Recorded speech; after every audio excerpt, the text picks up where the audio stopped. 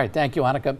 Many South Coast cities are fine-tuning their outside dining guidelines. And News Channel reporter John Parklet joins us live. John, in Carpinteria, they're making some decisions tonight. Carpinteria is looking at what it can still do with its outside dining and all of its parklets at a time where, if you recall, this started with COVID and it continues in many areas right now. I would always eat outside if I had the choice. It's so beautiful. Like many Central Coast cities that allowed outside dining and parking areas during COVID, Carpinteria still has some locations that are in place under that temporary ordinance, like these on Linden Avenue.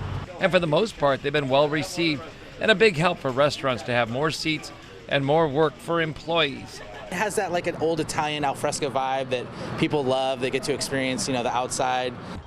To keep these, the city has to ultimately create permanent guidelines. It's a work in progress, and they're still considered temporary.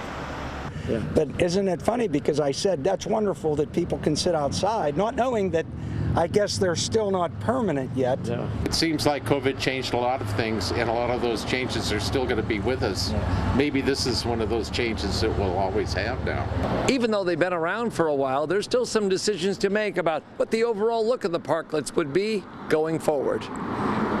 And that will include design features that are acceptable, possibly making them portable for parades and safety considerations because they're near moving traffic. And they incorporate a little bit of nature, some potted plants and some things that just make it look a little more appropriate for being outdoors. The outside, the weather, the palm trees. So really to highlight that has been super beneficial to the businesses. People love coming, sitting outside, enjoying all of those things. So I think it's been great. I think it's something that I would love to keep. The parklets have worked as designed for the most part, except for rainy, windy, and cold conditions. But when it's sunny... No, this is absolutely fabulous. Traveling in Europe, this is all you see, and it's wonderful to meet people and sit outside and just hold a conversation. Oh, it's great. It's festive. You feel like you're having fun with a bunch of other people sitting around you. So yeah, I hope it doesn't go away. Yeah. And if traffic and dining are a conflict... So why not a couple of blocks of pedestrian only? Because then now you're really safe. Yeah. The talk of permanent design guidelines has been going on for months, and the city's been taking in input from many sources.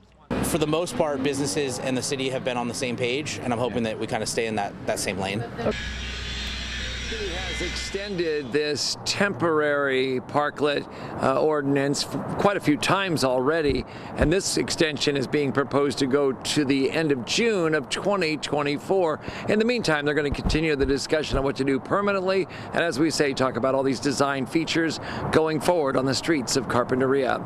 Reporting live in Santa Barbara this evening, I'm News Channel reporter John Parklet.